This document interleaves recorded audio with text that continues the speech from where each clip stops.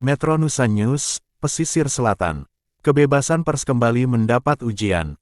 Seorang jurnalis bernama BM di Kabupaten Pesisir Selatan, Sumatera Barat, mengaku mengalami intimidasi dan upaya kriminalisasi setelah dilaporkan ke pihak kepolisian atas dugaan pelanggaran Undang-Undang Informasi dan Transaksi Elektronik (UU ITE). BM dilaporkan setelah mengunggah sebuah postingan di akun media sosialnya yang menyoroti dugaan kesepakatan antara oknum Ninik Mamak Lunang dengan perusahaan PT Sukses Jaya Wood SJW, sebuah isu yang dianggap berpotensi merugikan masyarakat adat di wilayah tersebut. Postingan itu memuat dokumen yang sebelumnya juga menjadi sumber pemberitaan di situs media Sinar Dunia, yang mengulas konflik tanah masyarakat Lunang dengan perusahaan perkebunan sawit dan kayu seluas sekitar 1.400 hektar. Pada Kamis kemarin, tanggal 23 Oktober tahun 2025, BM dipanggil oleh penyidik Satreskrim Polres Pesisir Selatan, di ruang tipiter tindak pidana tertentu untuk memberikan keterangan terkait unggahannya di Facebook. Hingga kini, ia masih berstatus sebagai saksi.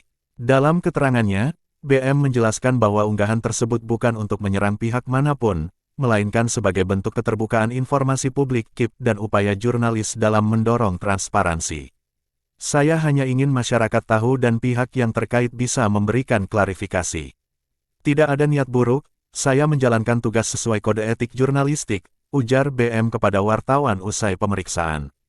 Namun, BM mengaku mengalami tekanan dan intimidasi dari pihak-pihak yang merasa dirugikan atas unggahannya itu.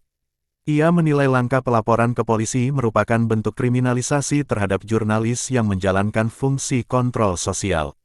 BM menegaskan bahwa dirinya memiliki legalitas sebagai wartawan yang terdaftar di redaksi resmi dan dilindungi oleh Undang-Undang Nomor 40 Tahun 1999 tentang pers. Saya ini jurnalis resmi. Apa yang saya tulis adalah bagian dari tugas pers. Kalau setiap upaya pemberitaan dan keterbukaan dianggap melanggar UU ITE, lalu di mana posisi kebebasan pers kita? Tegas BM. BM berharap aparat penegak hukum dapat menangani kasus ini secara profesional dan tidak berpihak kepada pihak yang memiliki kekuasaan atau uang. Ia juga mengajak masyarakat, sesama jurnalis, dan advokat untuk mengawasi proses hukum yang sedang berjalan. Saya meminta teman-teman media dan masyarakat sipil ikut memantau agar tidak ada tekanan politik atau ekonomi di balik kasus ini. Keadilan harus ditegakkan tanpa pandang bulu, ujarnya. Kasus yang dialami BM kembali membuka perdebatan mengenai penggunaan UU ITE terhadap jurnalis yang menjalankan tugas jurnalistiknya. Banyak kalangan menilai UU ITE seringkali disalahgunakan untuk membungkam kritik dan laporan media yang mengungkap persoalan publik. Pengamat pers menilai, seharusnya laporan yang berkaitan dengan kegiatan jurnalistik diselesaikan melalui mekanisme Dewan Pers, bukan melalui proses pidana.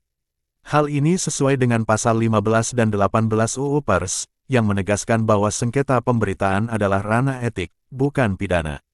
Kasus yang menimpa BM langsung mendapat perhatian dari sejumlah pengamat dan praktisi jurnalisme nasional yang menilai bahwa laporan ini berpotensi melanggar prinsip dasar lex specialis UU Pers, yang seharusnya menjadi acuan utama dalam setiap sengketa pemberitaan.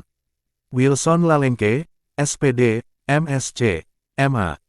Selaku Ketua Umum Persatuan Pewarta Warga Indonesia, PPWI, yang juga alumni Lemhanasri PPRA 48 tahun 2012, menilai bahwa kasus BM menunjukkan lemahnya pemahaman aparat penegak hukum terhadap mekanisme penyelesaian sengketa pers. Kalau yang dilaporkan adalah karya jurnalistik atau informasi publik, seharusnya diselesaikan melalui Dewan Pers, bukan pidana UU ITE. Ini kriminalisasi terselubung yang menekan kebebasan pers di daerah, ujar Wilson. Bahwa kasus ini mencerminkan ketimpangan posisi jurnalis daerah dalam menghadapi kekuatan politik dan korporasi. Kebanyakan jurnalis di daerah bekerja tanpa perlindungan memadai. Ketika mengungkap kasus yang menyentuh kepentingan elit lokal, mereka sering dikriminalisasi. Padahal peran mereka sangat penting bagi transparansi publik. Bahwa UU ITE tidak boleh digunakan untuk menjerat wartawan selama konteksnya adalah kerja jurnalistik. UU Pers bersifat lex specialis. Artinya, hukum pers harus didahulukan. Jika aparat langsung memproses dengan UU ITE tanpa klarifikasi Dewan Pers, itu jelas pelanggaran terhadap semangat kebebasan pers yang dijamin konstitusi, tutupnya. Kasus BM menjadi refleksi penting bagi dunia jurnalistik di daerah, khususnya bagi jurnalis independen yang bekerja di lapangan dengan sumber daya terbatas. BM berharap peristiwa yang dialaminya menjadi pelajaran bersama agar semua pihak, baik masyarakat, aparat, maupun korporasi menghormati peran pers sebagai pilar demokrasi. Saya berharap tidak ada lagi jurnalis yang dikriminalisasi hanya karena menyuarakan kebenaran. Kami bekerja untuk publik, bukan untuk kepentingan pribadi, tutup BM dengan nada tegas. Dari lokasi tim redaksi media Metro Nusa News mengabarkan.